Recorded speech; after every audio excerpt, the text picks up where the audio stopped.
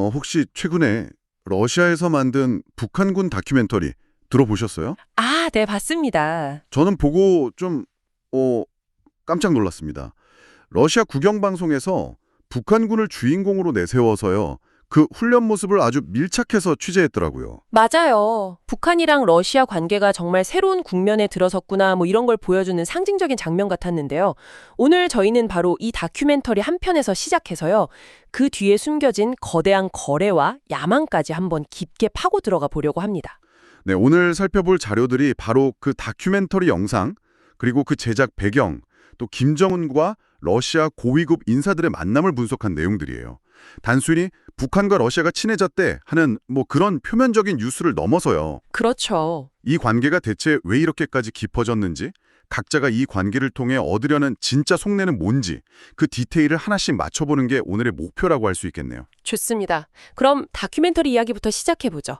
러시아 언론인이 우크라이나에 파병된 북한군을 따라다니면서 찍었다고 하는데 영상 자체도 흥미롭지만 저는 그 공개된 날짜가 눈에 딱 들어오더라고요. 아, 날짜요? 7월 27일. 북한이 소위 전승절이라고 부르는 그날이잖아요. 맞아요. 바로 그 점이 이 다큐멘터리의 성격을 딱 주정하죠. 전승절이라는 게 북한이 한국전쟁 전전협정일을 자기들이 승리한 날이라고 주장하는 날이잖아요. 네, 그렇죠. 그런 날에 맞춰서 우리의 혈맹 북한군이 러시아를 돕고 있다는 영상을 공개한 거니까요. 이건 뭐 처음부터 아주 노골적인 정치적 메시지를 담고 있는 거죠. 영상에 나오는 북한군 병사들은 어떤 모습이던가요? 우리가 흔히 생각하는 그런 이미지랑은 좀 다른가요? 23세에서 27세 사이에 아주 젊은 병사들이 등장을 해요. 러시아 교관들이 인터뷰에서 이런 말을 하거든요. 이미 신체적으로 잘 준비되어 있다. 우리 러시아 병사들 못지않은 훌륭한 전사가 될 잠재력이 있다고요. 일종의 립서비스일 수도 있겠네요. 그렇죠. 하지만 러시아 국민들에게 이렇게 든든한 동맹군이 우리와 함께 싸우고 있다. 이건 보여주려는 의도가 아주 명확하죠. 그런데 이 다큐멘터리를 만든 사람이 더 흥미롭더라고요. 아, 마리나 킴. 네, 보통 이런 영상은 그냥 국가 선전 요원 만들 거라고 생각하기 쉬운데 제작자가 마리나 킴이라는 고려인 3세 언론인이라고요.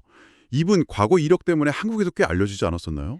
네, 바로 그 점이 이번 분석의 가장 흥미로운 지점 중 하나예요. 마리나 킴은 러시아 국영방송의 간판 앵커인데요. 과거에는 한국 역사 관련 다큐멘터리에 여러 번 출연하면서 우리에게는 굉장히 친화파적인 인물로 알려져 있었어요. 맞아요. 저도 기억나요. 심지어 본인 할아버지가 충남 출신이라는 사실을 밝히면서 한국에 대한 애정을 드러내기도 했고요. 잠깐만요. 그럼 정말 이상한데요? 한국이 우호적이었고 심지어 한국인의 피가 흐르는 언론인이 갑자기 북한을 미화하고 러시아의 전쟁을 돕는다는 내용의 영상을 만든다. 이건 뭔가 앞뒤가 안 맞는 이야기처럼 들리는데요. 도대체 그 사이에 무슨 일이 있었던 걸까요? 바로 그게 우리가 국적과 민족의 의미를 다시 생각하게 만드는 부분이에요.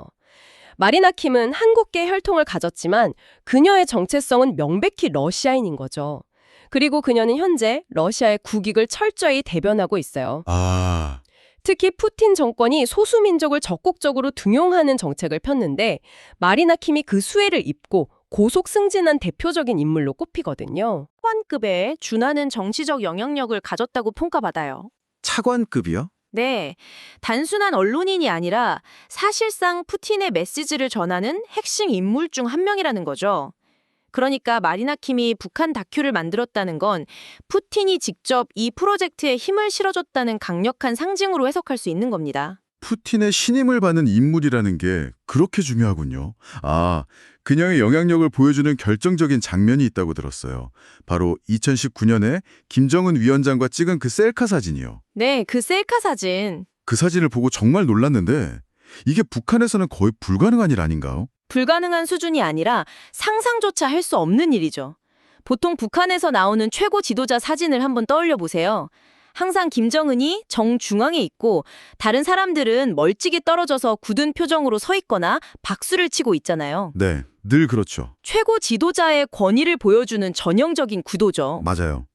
그런데 이 셀카는 거의 친구처럼 얼굴을 나란히 맞대고 심지어 김정은이 활짝 웃고 있더라고요. 이게 어떻게 가능했을까요?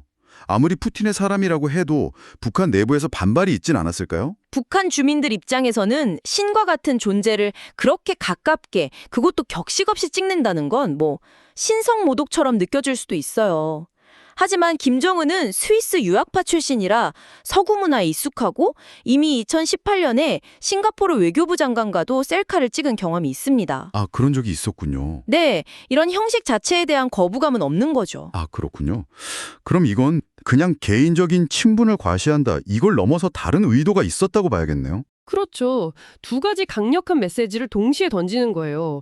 첫째는 마리나 킴, 그리고 그 배후에 있는 푸틴에게 나는 당신들을 이 정도로 신뢰하고 특별하게 대우한다는 걸 보여주는 거죠. 네. 둘째로는 국제사회에 나도 다른 나라 정상들처럼 이렇게 격식 없이 소통할 수 있는 개방적인 지도자라는 이미지를 연출하는 거고요. 이 셀카 한 장이 북러 관계가 얼마나 비공식적이고 깊은 수준으로 발전했는지를 보여주는 압축적인 상징이 된 셈입니다. 정말 사실 한 장에 많은 이야기가 담겨 있네요. 다큐멘터리 제작자의 배경부터 파격적인 셀카까지 두 나라가 얼마나 가까운지를 보여주는 상징들은 충분히 확인한 것 같아요. 하지만 이런 상징만으로 관계가 유지될 수는 없잖아요. 물론이죠. 이 강력한 상징 뒤에서 실제로는 무엇이 오고 갔을까요? 이제 가장 중요한 질문으로 넘어가 보죠. 그래서 각자 구체적으로 얻는 이득이 뭔가요? 러시아 입장에서의 이득은 명확합니다. 첫째, 장기화되는 우크라이나 전쟁을 계속 끌고 갈 저력이 있다는 걸 대내외에 과시하는 효과가 있어요. 봐라, 우리에겐 북한이라는 혈맹이 있고 그들의 군대가 와서 우리를 돕고 있다는 선전이죠. 둘째, 다큐멘터리에서 마리나 킴이 직접 언급하는데 북한군은 이 실전 경험을 통해 아시아 태평양 지역 최고의 군대로 거듭날 것이라고 말해요.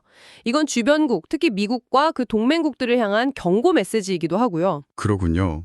러시아의 계산은 알겠습니다. 그럼 북한은 뭘 얻는 건가요?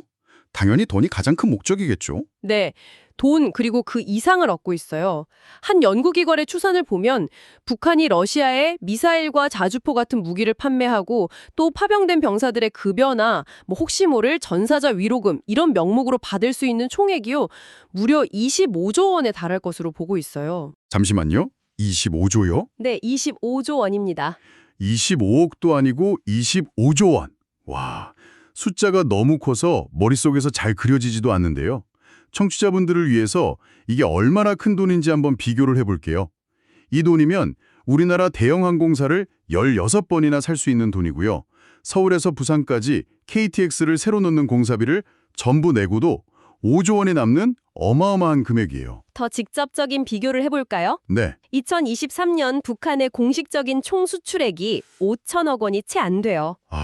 그러니까 1년 내내 북한 전체가 벌어들인 외화의 54배가 넘는 돈을 이 거래 하나로 버는 셈이에요. 54대요? 네. 이건 단순히 죽어가는 경제에 산소호흡기를 달아준 수준이 아니에요. 이건 거의 새로운 심장을 이식해준 거나 마찬가지죠. 정말 엄청나네요. 굶주리던 경제가 순식간에 막대한 현금을 손에 쥐게 되는 거군요. 그리고 돈이 전부가 아닙니다. 아까 러시아의 이득을 말할 때 실전 경험을 언급했잖아요. 네, 그렇죠. 그건 북한에게도 똑같이 적용돼요. 북한군은 수십 년간 실전 경험이 없어서 군사 교리가 낡고 현대전에 대한 이해도가 떨어졌는데 이번 기회에 세계 최고 수준의 전쟁을 직접 경험하게 되는 거예요. 돈을 벌면서 군사력까지 최신 버전으로 업그레이드하는 그야말로 일석이조의 기회를 잡은 거죠. 25조 원이라는 현금과 현대전 경험이라 북한 입장에서는 정말 거부할 수 없는 제안이었겠네요. 그렇죠. 그런데 김정은은 여기서 멈출 생각이 없는 것 같아요. 이 막대한 돈을 받고도 또 다른 사업을 구상하고 있다는 정황이 토착됐다고요. 최근에 러시아 외무장관을 원산으로 초대해서 요트 위에서 만났다는 그 소식이요. 네, 그 장면도 정말 독특하고 상징적이에요.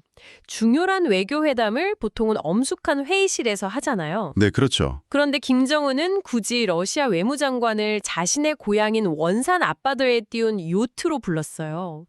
그 모습이 꼭 영화 속에서 마피아들이 은밀하게 무기 거래를 할 때 만나는 장면 같다는 분석이 많았죠. 하하, 마피아 영화라니 정말 딱 맞는 비유 같아요. 왠지 모르게 음산한 배경음악이라도 깔려야 할 것 같은데요? 그런데 그 요트 회담이 30년 전 할아버지인 김일성의 모습을 따라한 것이라는 분석도 있더라고요. 아, 정말요? 네, 아주 흥미로운 지점인데 30년 전에 김일성이 지미 카터 전 미국 대통령을 평양 대동강에 띄운 요트에서 만난 적이 있어요. 아하. 김정은이 의도적으로 그 장면을 재현한 것으로 보입니다. 과거 우리 할아버지는 미국 대통령을 이렇게 만났고 지금 나는 러시아의 핵심 인사를 이렇게 이렇게 만난다는 걸 보여주면서 북한의 외교적 위상이 건재하다는 걸 과시하려는 의도인 거죠. 과거의 영광을 재현하면서 현재의 관계를 과시한다. 정말 치밀하게 계산된 연출이네요. 하지만 이 요트 회담의 진짜 목적은 회담 내용 그 자체가 아니라 다른 데 있었다고요? 네, 많은 전문가들이 그렇게 보고 있어요. 진짜 주인공은 김정은이나 러시아 장관이 아니라 그들이 타고 있는 요트 뒤로 펼쳐진 풍경이었다는 거죠. 풍경이요? 네, 바로 원산 갈마 해안관광지구예요. 아, 김정은이 집권 초부터 엄청나게 공을 들여서 만들고 있다는 그 대규모 리조트 말씀이시죠? 맞습니다. 김정은이 자기 고향인 원산을 세계적인 관광지로 만들겠다며 10년 넘게 추진해온 역점 사업인데 제재 때문에 완공을 못하고 있었거든요. 바로 그 리조트를 러시아 외무장관 뒤로 병풍처럼 펼쳐놓고 회담을 한 거예요. 와, 이건 사실상 거대한 PPL, 그러니까 간접 광고인 셈이죠. 우리가 무기를 팔아서 돈을 많이 벌었는데 이제 이 돈으로 리조트를 완성할 테니 당신네 러시아 관광객들을 보내달라는 노골적인 사업 제안인 겁니다. 정말 대단하네요. 국가 정상급 외교 무대를 자신의 관광사업 홍보회장으로 활용한 거잖아요. 그렇죠. 이 노골적인 홍보에 러시아는 어떻게 반응했나요? 아주 적극적으로 화답했어요. 며칠 뒤 러시아 외무부 대변인이 공식 논평을 냈는데 그 내용이 아주 걸작이에요. 원산은 환상적인 휴양지다. 모든 시설이 완벽하게 갖춰져 있다고 칭찬하면서 이것이야말로 서방의 제재를 이겨낸 북한의 위대한 승리라고 치켜세웠죠. 그건 뭐 외교 논평이 아니라 관광 홍보 문구 같은데요? 맞습니다. 거의 관광 홍보 책자에 나올 법한 문구잖아요. 북한의 요구에 러시아가 확실하게 응답해 준 거죠. 오늘 이야기를 종합해보니 정말 하나의 잘 짜인 각본 같다는 생각이 드네요. 러시아산 다큐멘터리로 북로 협력의 명분을 만들고 김정은과의 파격적인 셀카로 두 사람의 특별한 관계를 과시하고 그 뒤에서는 20조 원이라는 천문학적인 거래를 성사시키고 네, 그걸로도 모자라 요트 위에서 다음 관광사업까지 홍보를 한 거잖아요. 맞아요. 이 모든 일들이 결코 우연히 단발적으로 일어난 게 아니에요. 상징적인 과시, 그러니까 셀카로 관계의 특별함을 알리고 현재의 구체적인 거래, 즉 무기 지원과 대금을 진행하고 나아가 미래의 새로운 사업인 관광까지 구상하는 매우 치밀하고 단계적인 전략이 진행되고 있다고 봐야 해요. 이들의 밀착은 단순히 일시적인 필요에 의한 게 아니라 각자의 생존과 이익을 위한 장기적인 파트너십의 시작일 수 있다는 거죠. 단순한 우호 관계를 넘어서 돈과 군사적 필요, 그리고 미래의 경제적 이익까지 모든 것이 얽힌 철저한 비즈니스 관계라는 말씀이시네요. 오늘 분석은 여기까지입니다. 마지막으로 청취자 여러분께 이런 질문을 하나 던지면서 마무리하고 싶어요. 만약 북한이 이 25조 원이라는 막대한 현금과 우크라이나 전쟁에서 얻은 현대전 경험을 바탕으로 정말 경제와 군사력의 부활에 성공한다면 과연 몇 년 뒤 한반도를 둘러싼 안보 지형은 어떤 모습일까요? 어쩌면 우리가 지금껏 한 번도 경험해보지 못한 완전히 새로운 국면을 맞이하게 될지도 모르겠습니다.